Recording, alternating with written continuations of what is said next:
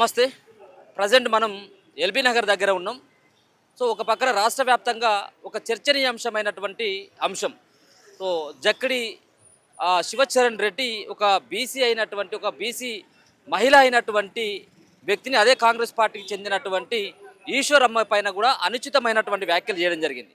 కేవలం ఈశ్వరమ్మ పైనే కాదు, ఈశ్వరమ్మ కులాన్ని అలాగే గౌడ కులస్తులని యావత్ తెలంగాణలో ఉన్నటువంటి అన్ని కులాల దరిదాపుగా రెడ్డి సామాజిక వర్గానికి చెందినటువంటి వ్యక్తి. సో శివచరణ్ రెడ్డి ఆయనే రాష్ట్ర యువజన కాంగ్రెస్ పార్టీ అధ్యక్షుడు. అటువంటి వ్యక్తి సో ఈమె పైన ఇక్కడ ఫ్లెక్సీలో కనబడతా ఉంది కదా, సో ఆమె పోచబేన ఈశ్వరమ్మ యాదవ్. సో ఈశ్వరమ్మ యాదవ్ని రేవంత్ రెడ్డి గారు లక్ష్మీనరసింహస్వామి దేవస్థాన పాలక మండలి సభ్యురాలుగా ఆమెను నియమించడం జరిగింది. ఇదే సందర్భంలో దాని తర్వాత ఫ్లెక్సీలు ఏర్పాటు చేసినటువంటి ఈ సందర్భంలో ఆ ఫ్లెక్సీలలో వాళ్ళ తండ్రి అయినటువంటి ప్రభాకర్ రెడ్డి ఫోటో లేదు. ఎందుకు పెట్టలేదు అంటూ ఫ్లెక్సీలను చింపేసి నానా దుర్భాషలు ఆడి కులాన్ని అవమానించేటువంటి విధంగా మాట్లాడినటువంటి పరిస్థితి కనబడతా ఉన్నది. సో వాళ్ళ ఇంటి దగ్గరే ఉన్నాం మనం ఇప్పుడు.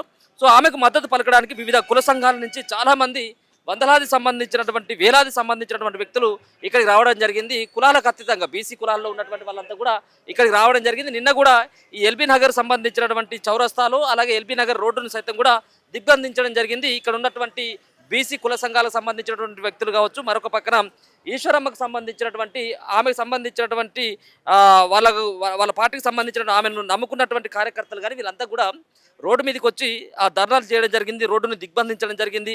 ఈశ్వరమ్మ పైన ఈ విధమైనటువంటి అనుచిత వ్యాఖ్యలు చేసినటువంటి శివచరణ్ రెడ్డిని ఖచ్చితంగా పార్టీ నుంచి సస్పెండ్ చేయాలి, ఆయనకు యువజన కాంగ్రెస్ పార్టీ అధ్యక్షుడి నుంచి తొలగించాలని చెప్పేసి పెద్ద ఎత్తున డిమాండ్ కూడా చేసినటువంటి నేపథ్యం. అంతేకాకుండా ఈశ్వరమ్మ సైతం కూడా అధిష్టానానికి పిసిసికి అలాగే ఎవరైతే మీనాక్షి నటరాజన్ కాంగ్రెస్ పార్టీ వ్యవహారాల ఇన్ఛార్జికి సైతం కూడా ఆమె కంప్లీట్ చేసినట్టుగా తెలుస్తూ ఉన్నది. ఇదే ఆమె ఇల్లు ఇది అంతా కూడా.